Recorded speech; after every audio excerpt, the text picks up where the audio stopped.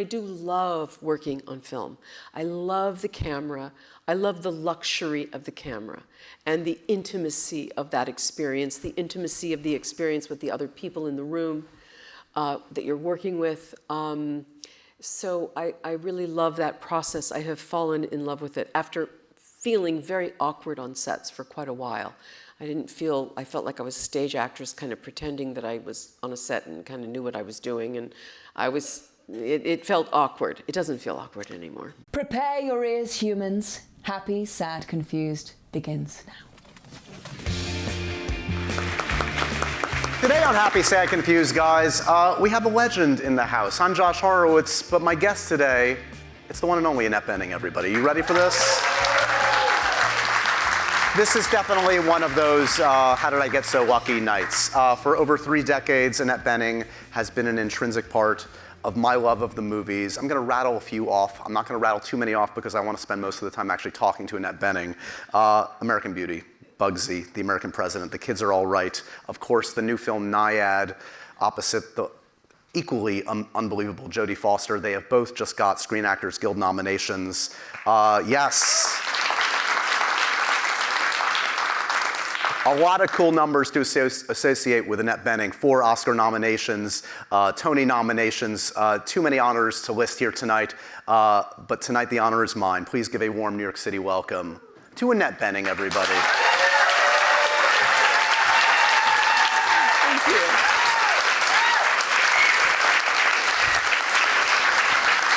Thank you. Wow, thanks. Thank you so much.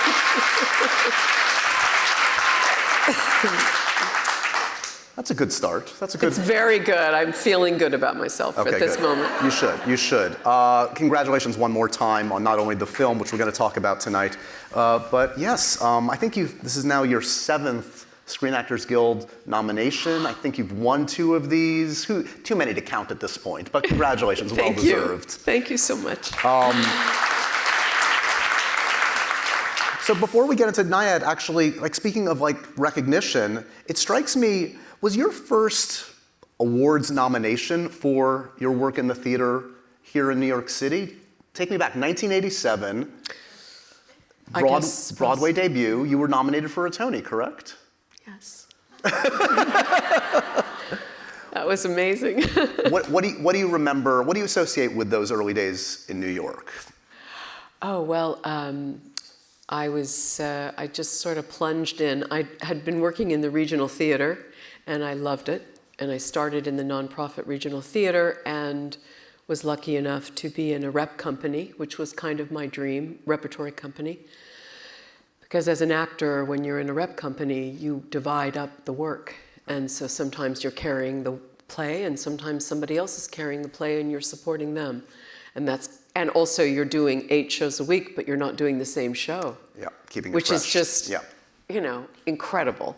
And I was so spoiled to have had that experience, especially with a company, of actors. So I'd had a taste of that, and that was a joy. And I went to Denver, and I did a year there as well. So after that, I felt, I was 28, and I decided I needed to give New York a shot. And so it was kind of interesting because it wasn't a kid, Right. It wasn't like I was just starting. Although I was not, I knew nothing about working in front of the camera, really. Not that it's that much different, but I really had no experience, let's put it that way. Anyway, so then I had taught acting one summer after I was through with my training. I had been doing like kind of Shakespeare Festival kind of Right. things, and then I had one summer of teaching, which I loved so much. And I had one student who had moved to New York, and she had an apartment on the Upper West Side, and she had let me live with her in her closet, to tell you the Sure. truth. And it was, just like I kind of just threw myself into New York and hadn't really planned, which is okay. So she let me live with her, Sally. I'm very grateful to Sally. And then I got a play at the Second Stage, which was a new play by Tina Howe, who just passed away this year, a wonderful playwright. And it was called Coastal Disturbances. So we started at the Second Stage, Thank you. And we moved to Broadway. So we ended up doing it for about a year, which was, of course, a great challenge, you know, and a great experience to have as an actor. We'll circle back around to then, because that pretty quickly segues into the beginning of the film career. So we'll do a little bit of a This Is Your Life, Annette Bening, if you'll forgive me tonight. But before we do that, is someone going to come out of the audience? Isn't that what happened in that show? Right, exactly. No, we won't subject you to that. Or will we? No.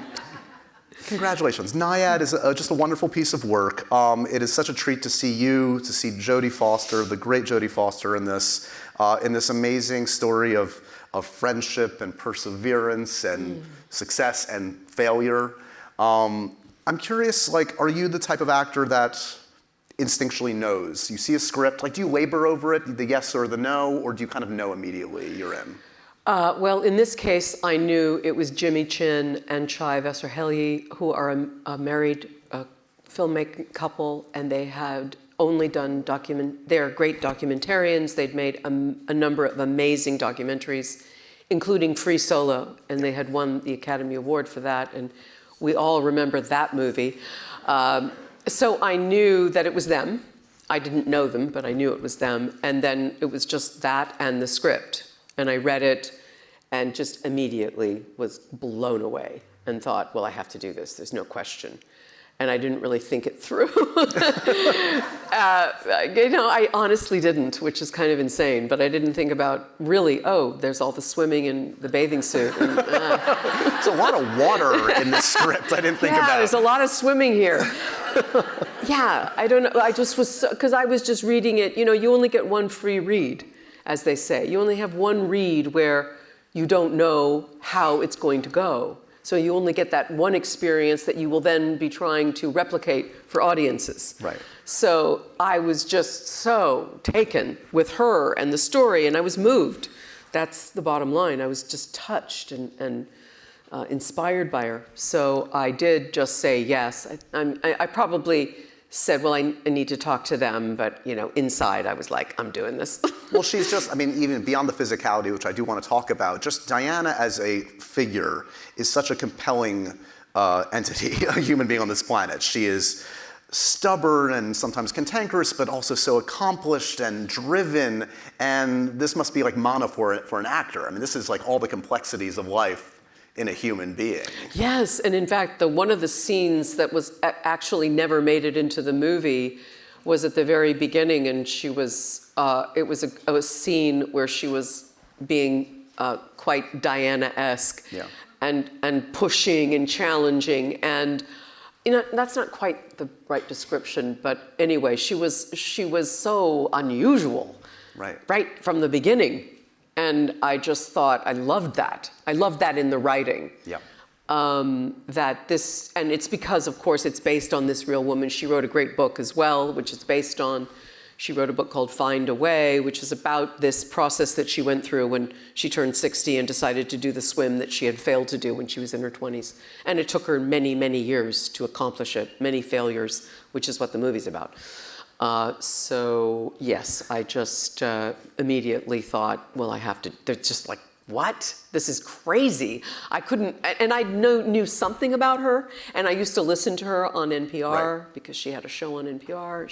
She would weigh in on kind of sports ethical kind of issues, and I remember hearing her.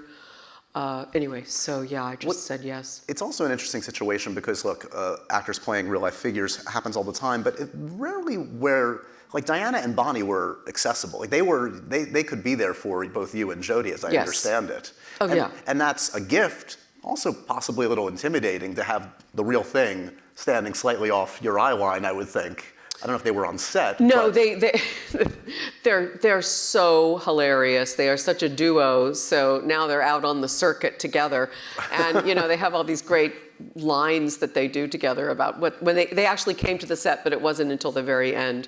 And Bonnie says they wouldn't let Diana on the set because they would be too afraid that she would yell "cut," right? Which she would never do. But that's their joke, you know. Anyway, so yeah, we spent a lot of time with them. And no, Diana was not intimidating to me because she is so she is so, what's the word, open.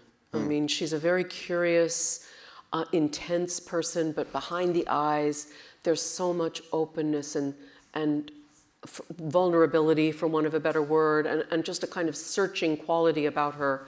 She felt very, she wanted us to do this film, believe me, and she gave it over to us. But it was scary for her. How could it not be? Right. It's her story. But then I think that she got to know me. And I just said, look, I'm your advocate. I am here for you. I mean, that's what we do as actors. We advocate for the characters, whether they're heroes or killers or somewhere in between. We are behind them, and we're fighting for them and their needs. So she began to see that she could trust me and that I only wanted to, I only wanted to try to tease out what I could. I mean, yes, we had to change it. We can't make it exactly like real life because real life doesn't follow a narrative structure, and we needed a narrative structure. But she very quickly, I think, began to trust me, and we talked very intimately and openly about her life. As I keep saying, it's thrilling to see just two of the top actors in the game just having so much material to chew on together. It's funny because obviously I've taken the opportunity to look back at your career and I've seen so much of your work, and I think back to like the early films, and there was a lot of narrative that I remember of like all these amazing actors you were playing opposite against, whether it was your husband, obviously Warren, Michael Douglas, Denzel, De Niro, Harrison Ford. And then I think of actually like recent years, and I don't know what the answer is behind this, I don't know if you have a theory, but like there's some nice examples of 20th century women. We can even count Captain Marvel, of you and like strong female ensembles holding the screen. What are we to account for that? Are we actually, God willing, making some progress in that? Am I too much of an optimist? No, I think we are. I think that there are more nuanced characters for women to play now, and there are fewer stereotypes. They're not over, but no, I think that that's in general happening in terms of inclusivity, not just with women, but with everybody. Sure. So I think it's a very important time for us in the industry, and that things are changing because people are demanding it. And there are certain rules that are being instituted that I support and that kind of encourage that.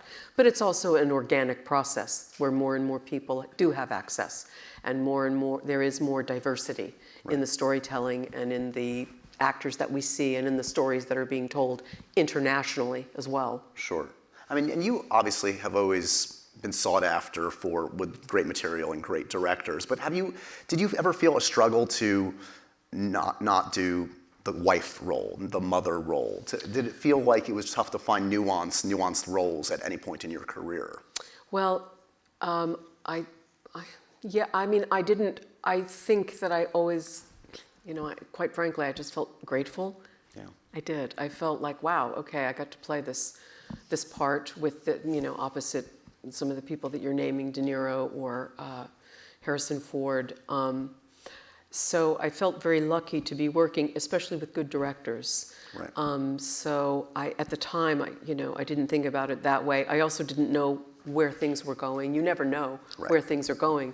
And to have work, and I mean, it wasn't that long before that I was wondering, would I ever be able to get a movie? I mean, I didn't know. You never know what's going to happen.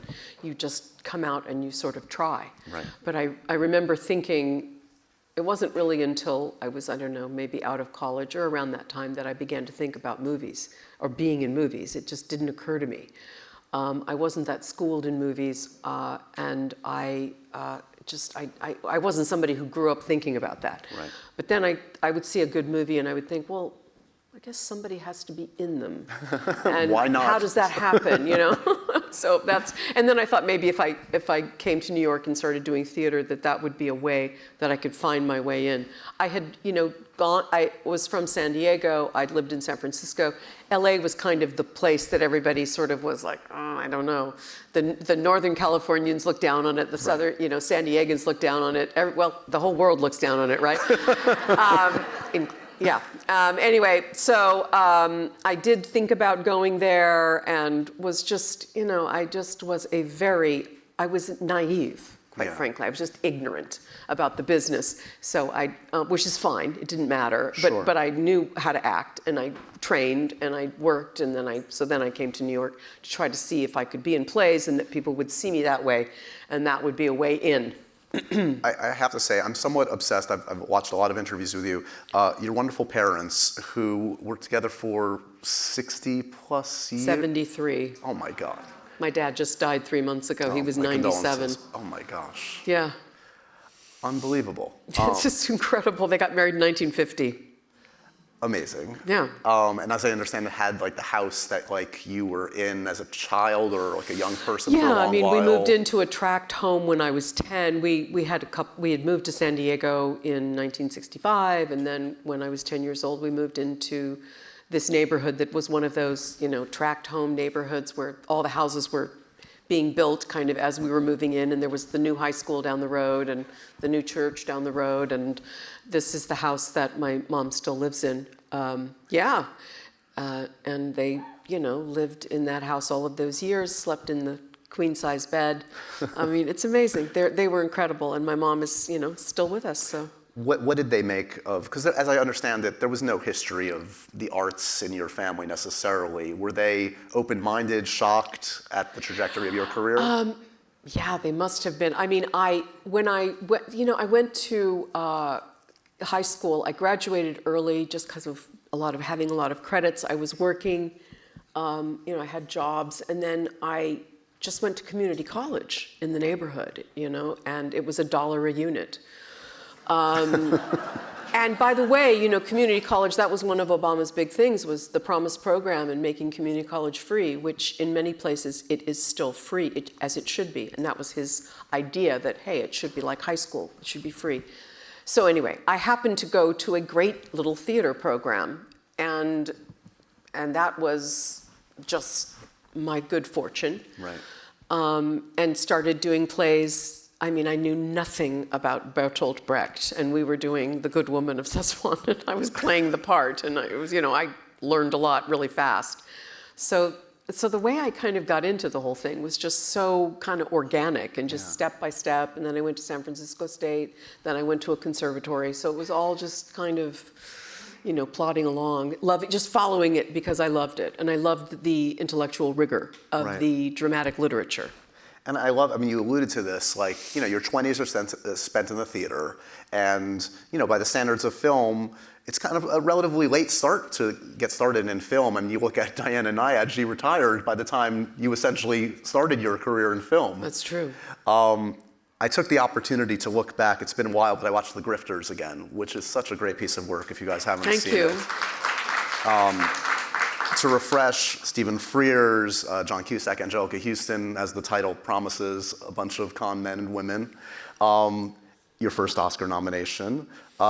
Did you know what a plum part that was, or was it just an opportunity at the time? I had met Stephen Frears when he was doing Dangerous Liaisons and Milos Forman was doing Valmont. Right. And I was in a play at the time, and I was up for both movies, and both of these movies were based on the same book. At one point, Milos Forman was working with Christopher Hampton, and then they parted ways, and then Christopher Hampton and Stephen Frears made their movie, and Milos made the movie that I eventually was in. So I was up for a tiny part in Dangerous Liaisons, like the girl who gets the letter written on her ass. That was the part I was up for in that one, and then and Milos auditioned me for months and months and months for his movie. So I knew Stephen Frears, not well, but he knew my work. So then after Valmont, I guess I remember Stephen asking Milos to show him some film of me, because the movie hadn't come out yet. And then I think I had to go meet him. I think it must have been that. And then he offered it to me. Somebody else might have turned it down, I'm not sure. But yes, I knew it was a great part, and it was kind of extraordinary. You know what? I don't think I actually read for him. I probably talked to him, because I remember thinking that he cast me really without any, I didn't give him a taste of what I might do or something. Right. He just cast me. And what I ended up doing was just so, I certainly didn't know when I went and met him what it would eventually be like. He did tell me to watch Gloria Graham. Yep, ironic. Yeah, yeah, that was. And it's based on a great book. Yes. Jim Thompson, who was the great crime novelist and wrote all of these fabulous stories. Basically, it's about cops that are crooked most of the time. But the Grifters also had another, there was actually another major character in the book that was cut from the story. Anyway, it was a great book, and I really got into reading Jim Thompson and kind of that genre. That's not the voice I'm hearing today. Do you remember like putting on, like deciding on that lilt in the voice? You know what? I think he told me, I remember him saying to me, I want you to lighten your voice. Yeah. I remember him saying that. Steve Tobolowsky, who's the actor in the scene, I just did a movie with him last year. It's Chris Pine's directorial debut. Yeah. And so we had a hoot, you know, talking and catching up since making this. This would be 33 years ago. Yeah, 34 years ago. Oh my gosh. Yeah, so that was great to see him. He's a wonderful actor. He's done a ton of stuff. I know. When he pops up, it's always a treat. I always love talking about our sponsor, HelloFresh, on Happy, Sad, Confused, because it is, of course, America's #1 meal kit for a reason. I've used HelloFresh, and I love it because it's quick, it's easy, it's fun, and most importantly, it's delicious. With HelloFresh, you get farm fresh, pre-portioned ingredients and seasonal recipes delivered right to your doorstep. They make it so easy. You skip those trips to the grocery store. I hate the grocery store. You can count on HelloFresh to make home cooking easy, fun, and yes, affordable. Plus, they don't let you get bored. They have more recipes than ever. 45 dinner options to choose from weekly, and even more market add-on items that suit truly any lifestyle. Making time for yourself is important for me, and that's why HelloFresh is important to me, and it should be to you, because they make it so simple. The ingredients are pre-portioned. You can't mess it up. You don't have to go to the grocery store.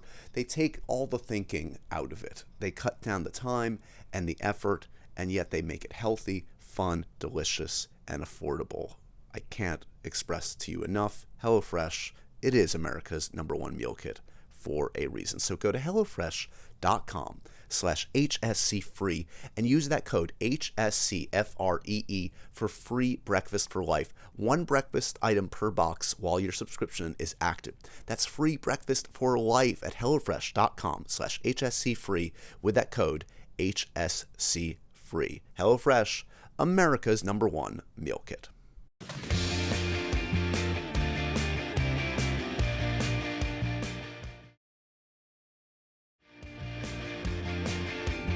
So I do want to talk about, I mean, I love Bugsy. Bugsy is a fantastic film. I'm sure you probably have different reasons for loving it than I do.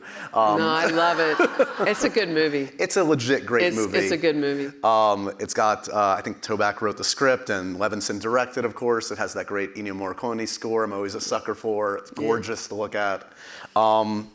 Is it true that you had met with Warren, or were at least up for Dick Tracy prior to Bugsy? I was supposed to meet him, and I remember my agent at the time was very skeptical about it. It was like, yes, he wants to, but he meets everyone, and you know. Anyway, I was supposed to meet him, and then he had to cancel once. And then the second time we were going to meet on Dick Tracy, I had to cancel because of something important. So we never met. Got it. That's what happened. I mean, I can see for 1,000 reasons why that's a special. I mean, the dialogue is just delicious. That's James Toback. Yeah. Yeah. Yeah. So when you see that scene, I mean, you're seeing a lot there, because I imagine you're also seeing the beginning of the rest of your life in some ways, yes? We've been married 32 years. We have 4 children. Crazy. And relatively soon thereafter, you worked together in Love Affair. Was it different? I mean, obviously that by then you were a couple, you were married, you were starting a family. Was the dynamic different? I mean, you've since worked with him, been directed by him, and Rules Don't Apply.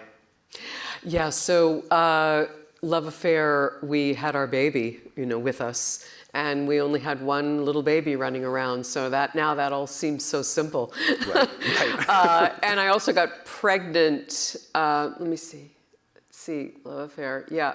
Yes, I got pregnant. So we were we were very lucky because we just wanted to have kids and we did it. And I was very fortunate because I always wanted kids from when I was really little. Right. It was a big thing for me. I was a babysitter and I was the youngest of 4, and it was just for me a very, very strong instinct that came when I was a little girl. So it was a great, I just feel so lucky that I was able to do that and that I could do that. I mean, the life of your children, they live in a much different, they were raised in a much different environment for 1,000 different reasons than the environment you were raised in. Yeah. It must have been a concern to like, how do I keep my children sane and humble? And I mean, you guys are obviously amazing, but still the periphery of what that world you're in is a bananas one. Yeah, and of course, until you start to experience it or see what they experience, even as little kids, when they're around, when I'm with them and somebody approaches me or my husband or, some innocent person that doesn't mean any harm, but just sort of ignores them or says something inappropriate or whatever, and of course, much bigger issues as they get older. So, no, I remember very well a moment where I thought, wow, I never thought that my success in my profession would be something that would be difficult for my own kids. Right. But of course, it is a particular challenge. Now, there's a lot of wonderful things that come with it. Sure. And there's a lot of advantages, obviously, and they are very much well aware of those. But it is something that you have to work through as a kid. And you're right, neither of us had any idea of what it would be like to grow up in the way that they did, because we both grew up in such, completely different ways than our own children did. So yeah, it's something, it's like so many things in life. Until you actually experience it, you can't really figure it out. You can't anticipate it. You can't save them or protect them from some of the things that they're going to be subjected to. But that's just what's been handed to them. That's part of their fate.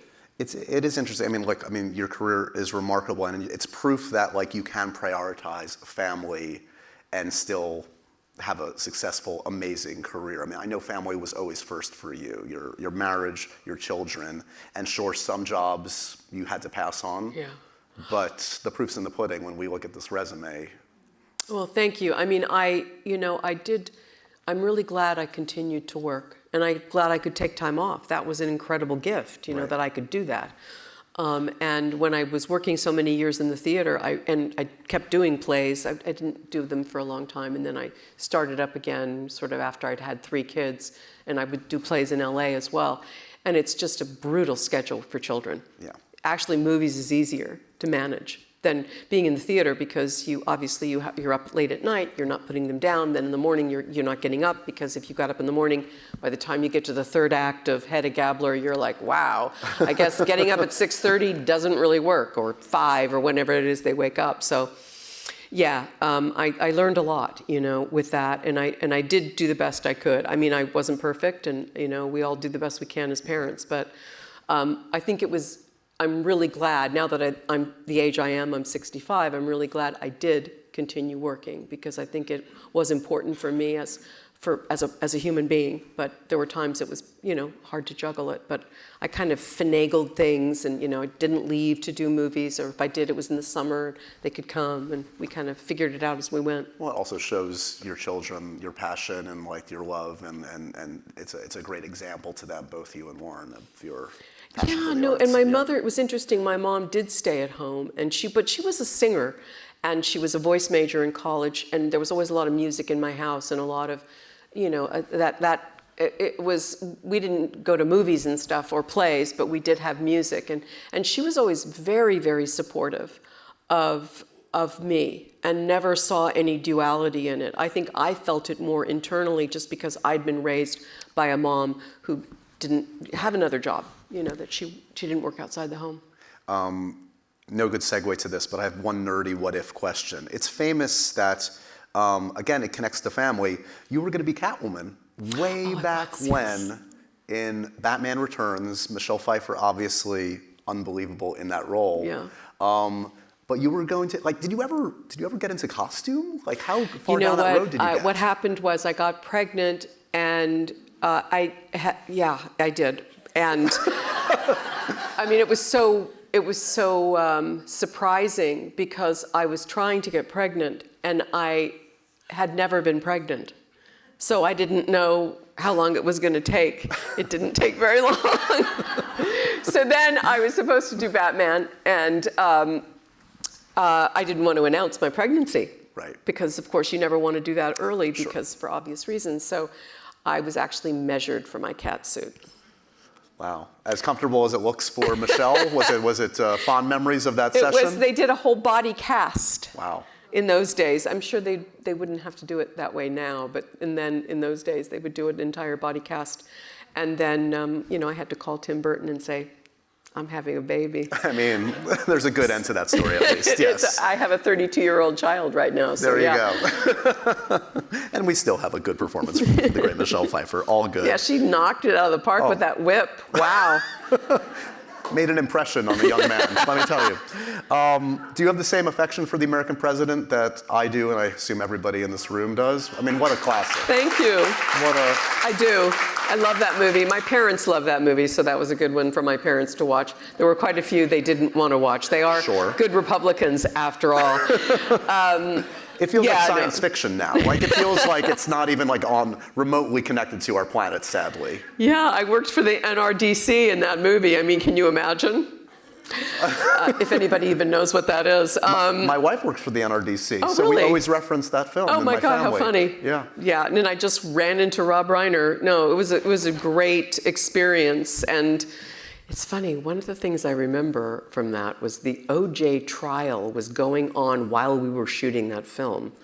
And Rob Reiner would watch the trial in between takes and then kind of update us on what was going on. Amazing. You know, in Los Angeles, that was a big deal. Well, Yeah. it was all over the world, but especially in Los Angeles. So around that time, there were 3 different collaborations with the great Mike Nichols in your career. I always like to talk about him because I know what an impact he made on so many actors for 1,000 different reasons. Let's see, there was Postcards from the Edge. There was The Underseen. I want to revisit it. What Planet Are You From? With the great Gary Shandling. I'm missing one. What am I missing? Of course. Regarding Henry. Of course, Regarding Henry with Harrison Ford. Written by J.J. Abrams, by the way, when he was like 14 years old, That's seemingly. right. He was the kid. That's what Nichols called him, the kid. Crazy. So, I mean, I guess just in a nutshell, I assume Nichols meant a lot to you, as he did for many actors. What was special about him? Why do actors always talk about Mike Nichols? I think because he was such a great audience. Yeah. He was. He loved actors. He was not a perfect person, right? Nobody is. Yeah. But he was our hero because he was so smart and just made you feel so good, made you feel so entertaining and sufficient. And I was also just lucky. The first time I crossed paths with him first in New York in the theater, and we were going to do a play that eventually, it was a Neil Simon play that they were going to do. It was eventually called Jake's Women. And it was all about the different women in his life, and it was a very, very good play. And I think they decided they didn't want to do it at that point. Right. So that's when I first met him.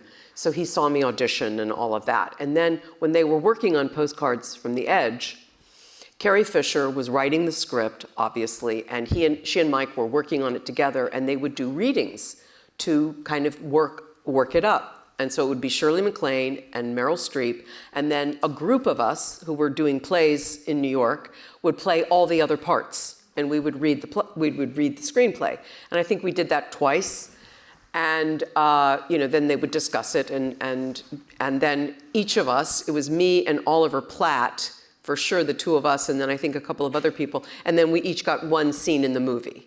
So that's how it worked. And so I got a little taste of that. I mean, that's incredible. Yeah. He also was I remember when they got the movie up and going, he did a big reading at the beginning. And he took out the whole sound stage and he set up this huge table. That's very unusual for a movie. Right. They set up a big, tables around, and so all the actors were there.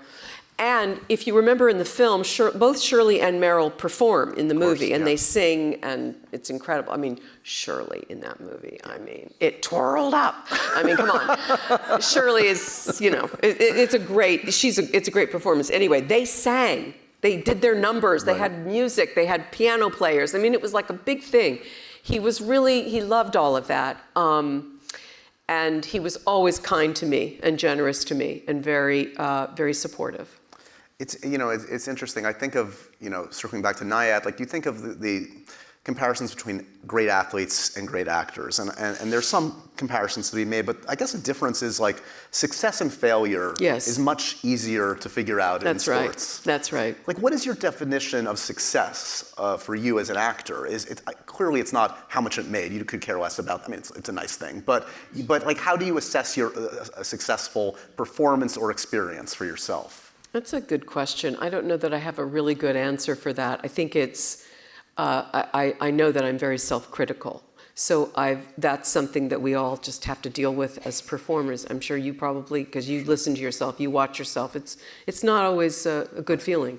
And at the very beginning, when I first watched myself, I remember very well. I remember the Grifters particularly.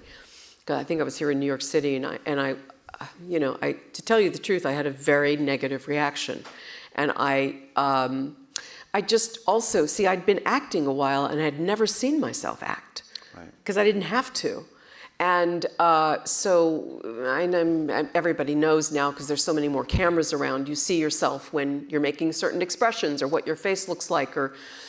And I just was not used to it. And I was hypercritical for a while. But the reason it was good to watch at times was that for me, I could learn something. Right. And I could see that there were times I could have made something better. And I see that now, no matter what, when I see a scene. I think, oh, I could have, usually simpler is what I think. Oh, I could have just done that simpler. Or sometimes it's very technical. You know, sometimes you think, God, if I just turned this way a little bit more, it might have been better. Or, you know, there are things that you do know you can make better. Because, of course, that's just the creative process, right? There's no sort of end point. If you're doing takes, you can always do more takes. Right. I mean, you might feel, oh, yeah, that was probably a good thing. But then you know that if you did a few more, if you had time, you might find something else. Or something surprising might happen. Or there might be a sound that happens off in this, you know, somewhere that kind of draws your attention away. Or your partner does something different that stimulates you, and so something just happens. And that's the thing you want. That's what you're chasing. Yeah. You're chasing that. Yeah. And that's very hard to get because, you know, there's all these machines around you and there's all those people and there's the cameras and the cameras in one place and there's just all this stuff that sort of conspires to make things not spontaneous. Right. So you have to be the one that figures out how to do that in whatever way it is that stimulates you, whether it's taking your focus off of it for a while and then coming back to it, or joking around, or sitting quietly in a corner, whatever it is that works. But that's the trick, is just that's the thing that you never anticipated, the thing that you never planned, you never thought the other person would do, and then something happens. That's what you always want. I feel like we just got a 4-minute little masterclass. That was amazing. I think I just went on a little too long. No, that was perfect. Sorry. No, I could listen to that all day. And I would imagine, like, connecting to NYAD, like, you're in the water, that must almost be like a freeing experience. Because you have to be, like, busy. The elements are not going to abide by. You're absolutely right. Yeah. Yes. Loosens you up, takes you out of your own head, hopefully, a little bit. Okay, we're jumping around because that's the way my brain does. That's fine, me too. I want to mention, I mean, we could talk Kids Are All Right, but you know what I want to talk about is 20th Century Women, which is such a wonderful film from Mike Mills, an amazing performance again. Thank you. I also love your work with the young actors in that, and that must be so inspiring and exciting, whether it was Greta Gerwig is in that film, if you want to revisit it, Elle Fanning. Does that excite you? Does that to get that juice of like the next wave to work with them? Yes, because Elle is extraordinary actress, and I just keep following what she's doing. I'm going to see her play because she's in a play right now on Broadway. So the reason that working with really good younger actors is so helpful is that generally they are untrained and they're just doing it. So, I've gone to school, I know about objectives and, actions and obstacles and all the things that you learn in acting school that can be useful. the instinct is the most important thing, obviously, and so those are good to have just in case you get messed up. Sure. You feel phony, you feel fake, you don't know what to do, there's something wrong, you feel it in your gut, and you think, oh yeah, what do I want? What do I want to do to that person? What do I want them to do? What do I need? What's in my way? All those basic questions, then you just start opening that up and it starts to help. But they don't know any of that. And so the really good ones, they're just good. Yeah. They're just true. And Josh Hutcherson and well, I was just actually thinking about Mia Wasikowska, yeah. But Elle, and they have an emotional truth that's just so stabilizing. So then that's so much of what we do is just reacting and listening, right? And just being in the same place as your partner. So they help me to try to be simple and just be there and listen and respond. And Elle she's very skilled. Because I actually did another movie with her too. Right. She's, just very, very special and very, God, when I met, it's funny, I'm thinking about when I met her and she was still in high school and I talk about unasked for advice. I was just like, you should go to high school. You should not do so many movies. You should just go back and be a kid.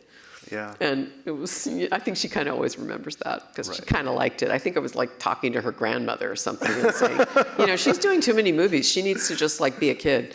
She's came so out of special. It. Yeah, she's amazing. I've been talking to her since she was literally this. Oh, really? Oh my right, gosh. because she started working when she was 6. Jodie. Jodie started working when she was, 3 or 4. Right, like Gerber baby, basically. I mean, Jodie Foster, I asked her the other day when we were interviewed together, she's 61. I said, how many years have you been in the business? She said 57.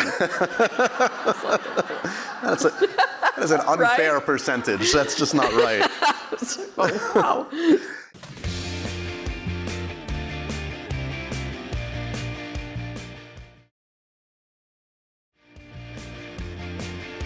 On the flip side of the kind of films we've been talking about, it was fun to see you with Brie Larson in that context. The effects, the costumes, and all of that. Was the joy of at least playing with someone like Brie, did that override the accoutrements? Oh, it was a blast. Yeah? I loved it. It was so much fun. It was such a gift. And I remember when they asked me to do it, I had a benefit here in New York for what used to be called the Actors Fund and is now called the Entertainment Community Fund, and I am now chairman of the board of the trustees. I just got to throw that in there. It is a superb social services organization for people in show business. Everybody, behind the camera, in front of the camera, behind the curtain, in front of the curtain, and we help everybody with all kinds of needs. Anyway, we do an annual gala, and I had asked my husband to be honored, which he said yes, and then he tried to get out of it, and I was like, you can't get out of it. You said you would do it. That's like him with every film in his career, yes. Isn't it? That's basically the Warren Beatty thing. So on the Monday night, here we were, we had to be in New York City. And the movie, and it was a huge movie. You know these movies, they spend, God knows how much money they spend making them. And they needed me in California Tuesday morning. And so I said, I'd really like to do this, but I can't because I have to be in New York City at the gala. So I went to the gala. They put me on a private jet. I flew to Fresno. They picked me up in a car at, 3 in the morning, drove me to the mountains to this lake.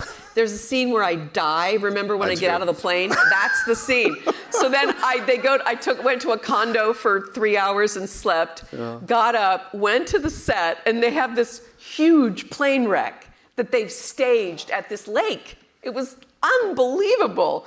And then I'm in the wreck, and I get out, and I die in the sand, and I tell her to carry on. And it was like, I couldn't believe, is this my life? Am I doing this? I mean, it was a blast. Yeah. And then we got to go to Edwards Air Force Base and shoot there the next day. So, I mean, it was such a gift. And they were all kind of burned out by that time, too. Because why is Annette so happy? Yes. We're all miserable. No, because those movies are long and arduous. But for me, it was a lark, It was just such fun. I mean, it's funny to hear. I mean, I love hearing that enthusiasm because, you know, you've been in the game for a minute and you're part of the Hollywood firmament. Like when you think of like the links to the past and the last generation through you and your husband, it's like, when I think of like old Hollywood meets new Hollywood, I'm thinking of you guys. You know, but the simple thing is that when you sit down to work with a group of people and you're around the table, just like the same from when I started in high school and to now, like when we sat down to work on NYAD, it's the same thing. Same thing. Yep. It's just like, and that feeling inside your, you know, the pit of your stomach, and like this excitement and what could happen, and that doesn't really change. Yeah. It's just the same. It is the, you know, it's that spark inside. So it doesn't matter how much you've done, although maybe you have a little more experience, and so that helps, but sure. You know, you always learn something new anyway. Here's my random thing that I heard about you guys at some point.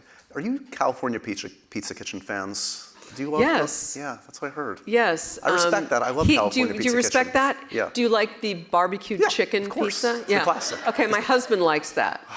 I get the shredded chicken salad, the Chinese chicken salad. Not on the pizza, like the No, salad. the actual salad. But then I'll have a piece of the pizza maybe if I'm in the mood.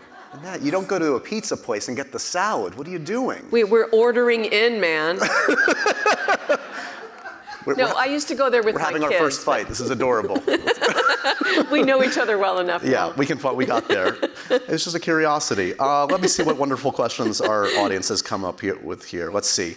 Over how many days were the ocean swimming scenes shot? I know, that's trade secret. You weren't in the ocean, were you? We were in a tank. I was in a tank. We were in a tank. It is a 70 meter by 70 meter tank that this one is, oh, my mic is kind of popping. I hope our sound guy is not upset.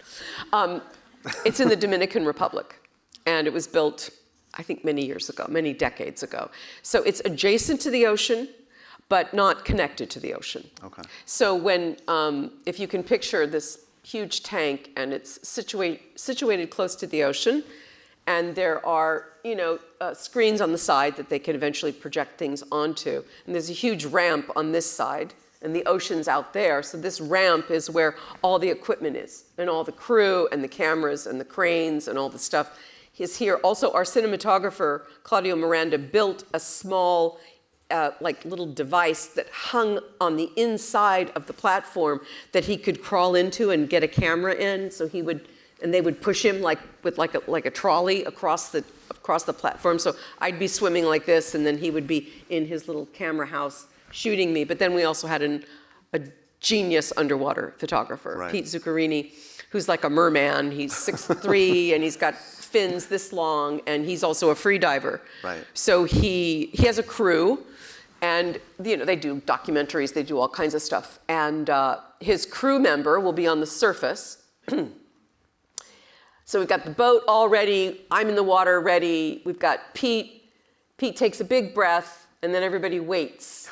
And then he goes down, he just takes a free diving breath, goes down, then he's down in there. He's like, down there, I can see him, he's waiting for me.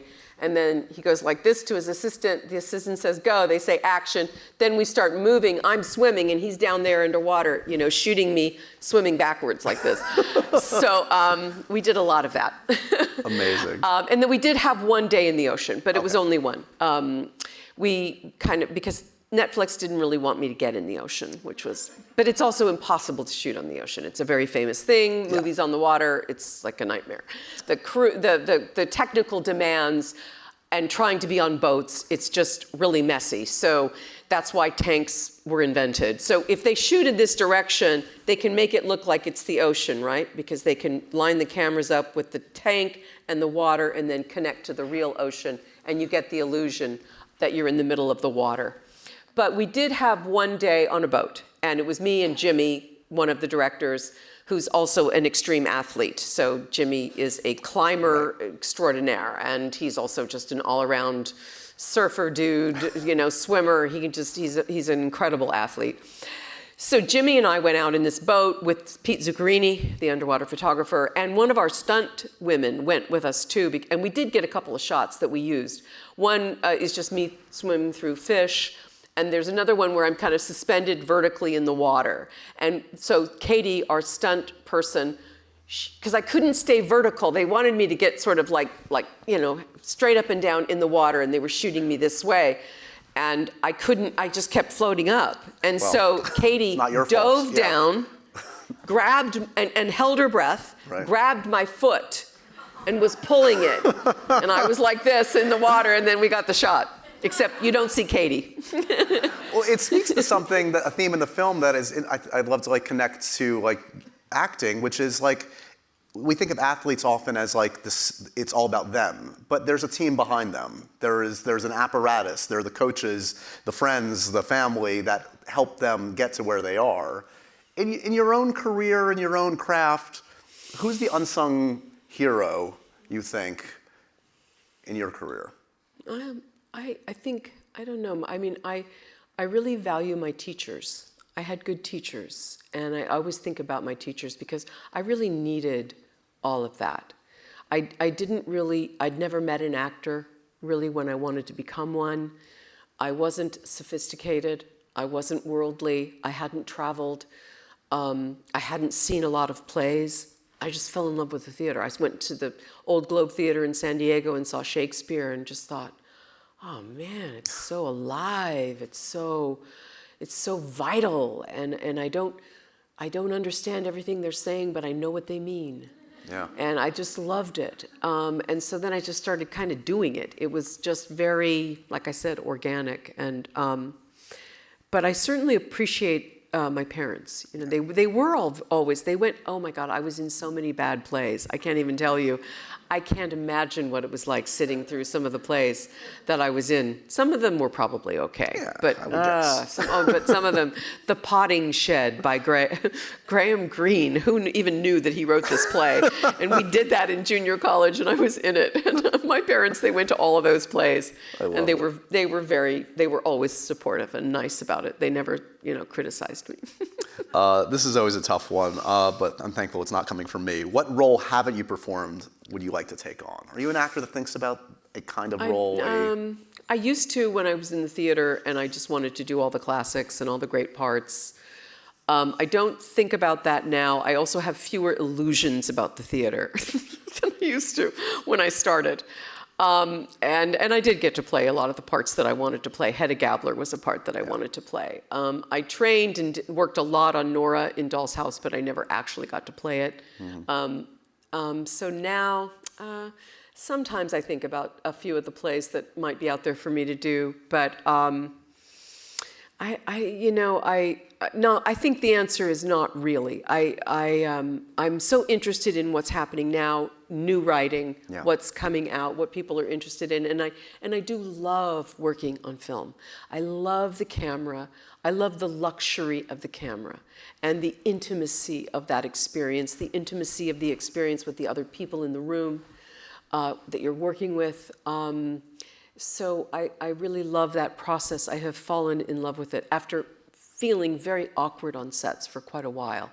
I felt like I was a stage actress kind of pretending that I was on a set and kind of knew what I was doing, and it felt awkward. It doesn't feel awkward anymore.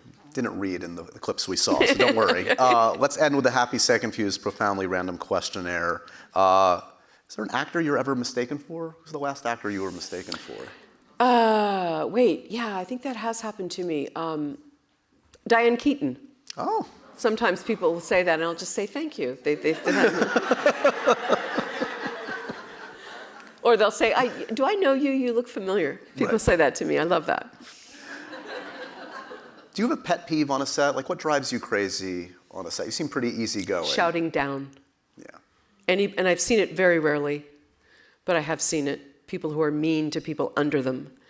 Unacceptable. And of course, now, I would ever so diplomatically say something quietly. But when I was younger, I didn't do that. And I would see it happen, and I would think, I couldn't believe it.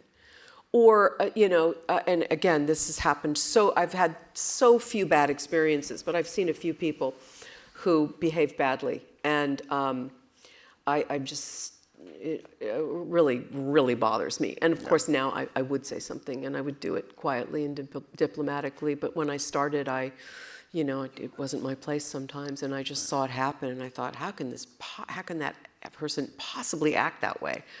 Yeah. I don't know, maybe someday I'll throw a big fit on a set. Yeah. I've got to do it someday. Yeah. Damn it. You've earned it. God damn it, yes, I've earned it. Apropos of that, what's the worst note a director has ever given you? Does one pop out? Long intellectual explanations, they're the worst. That's another thing Nichols was so good at. Just precise, easy.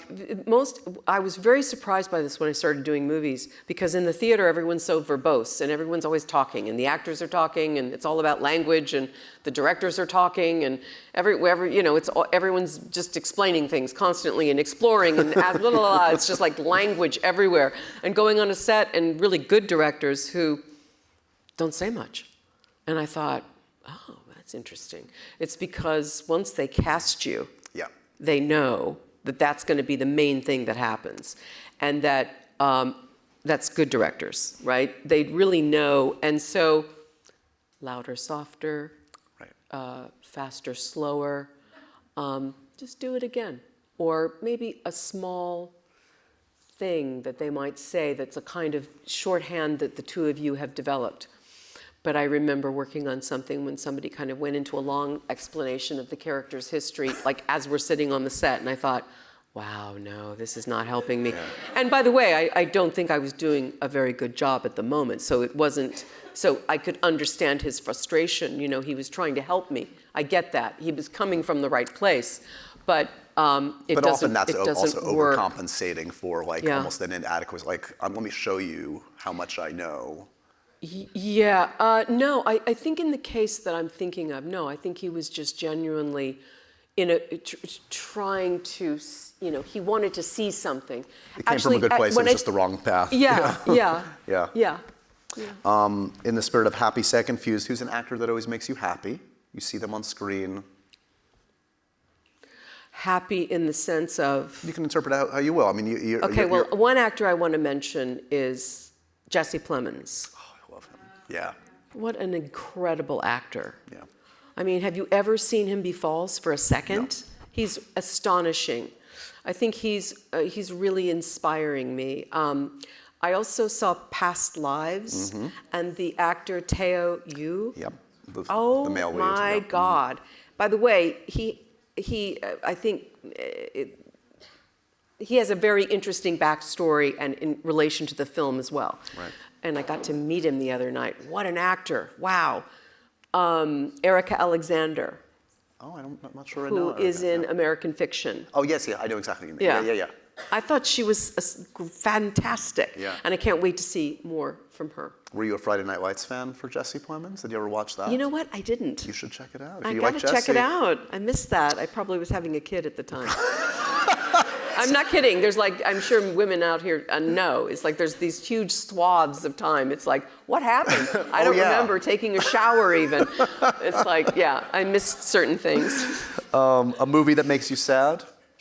Always gets you? Brings you to tears? Well, for sure, It's a Wonderful Life. We just watched it again. Love Actually. We watched that again over the holidays. So that comes to mind. Okay. But is there anything, greater than that? I love being, taken down that road. Yeah. And if it's a good movie, it gets you the same way every time. And finally, food that makes you confused? Food? Yeah.